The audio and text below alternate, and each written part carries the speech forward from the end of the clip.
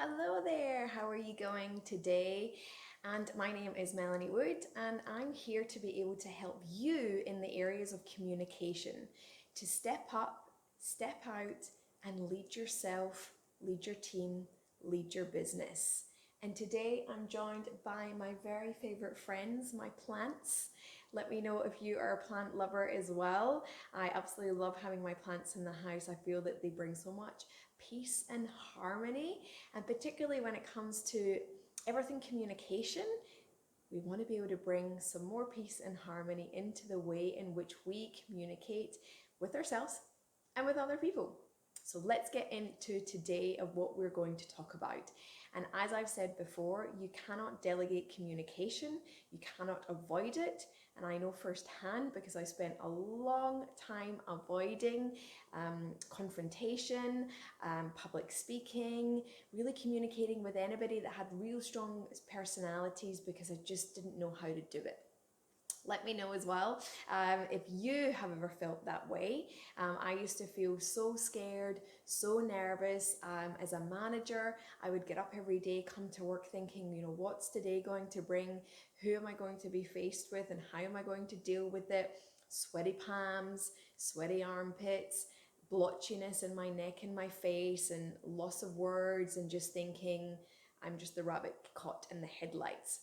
So if you have ever, or you still are struggling with communication with different people, you're avoiding speaking up in meetings, not necessarily speaking in front of the group, but even just as in terms of being a participant and voicing your ideas and your opinions, or do you sit in the background, leaving it to everybody else, even though you're sitting there thinking, I have an amazing idea to share, or I have something of value to share, because you do. So let's get into today, and what I really want to be able to share with you is around something that I get questions on all the time, something that I teach my clients all the time, to deal with difficult conversations, to deal with conflict, because a lot of the time these things happen in the blink of an eye. We don't know they're about to happen, and it happens as well. And a lot of the time, people don't know how to deal with it. They maybe deal with it in a way that they might walk away and think, I should have said this. I wish I hadn't said that. So I want to share with you a story of a situation that I was in years ago. And this brings me to today to help you with one thing that can help you if you're ever faced in that situation, particularly in the workplace, because you're dealing with different people every single day.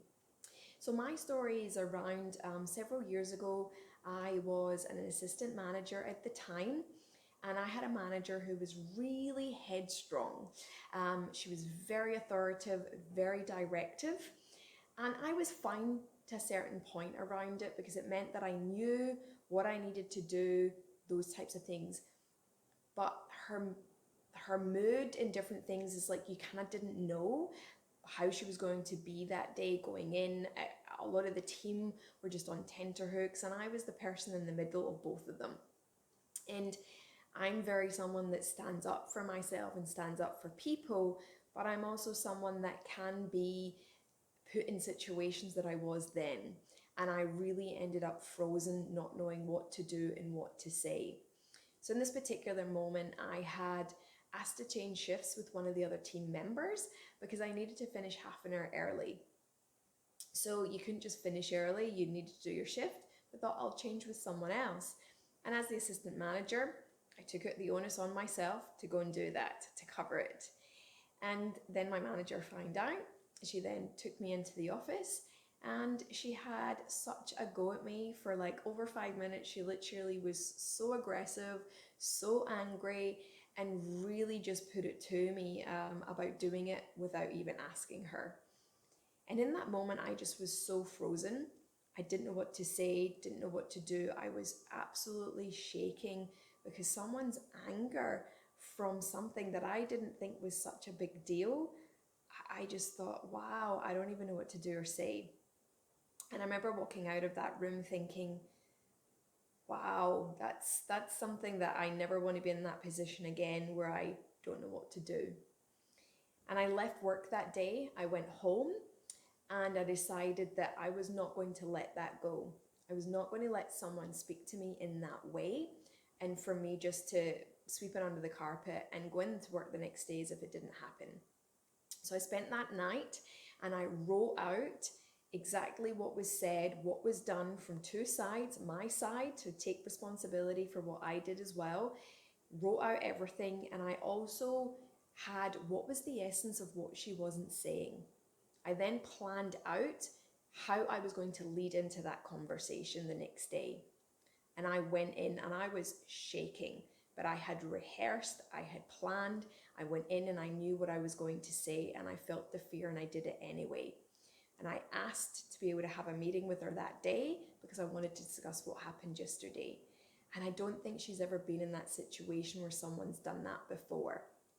So our connection ended up so much better from that because she wasn't expecting it, but I also went in with a different way in which I was doing it, but she knew that I wasn't going to let it go.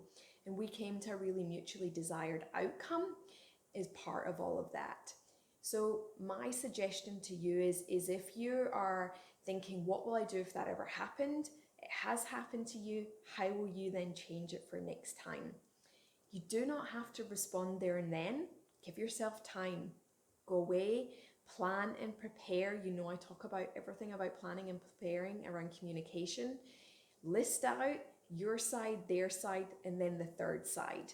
How am I going to go in and be completely impartial, but still talk about how you felt in that moment? So stop, pause, take time, get yourself planned and prepared, and then go in, and you will be more stronger and confident to be able to do that. If you found this really helpful, we talk a lot more about these types of situations over in the communication community. I'll leave the link below. Head on over there and you will get more of an extended tips and steps on how to deal with those different situations around your workplace, communication with teams in your business. Then head over there and you will be able to get some more help in that area. But until then, remember, you cannot delegate communication. Bye for now.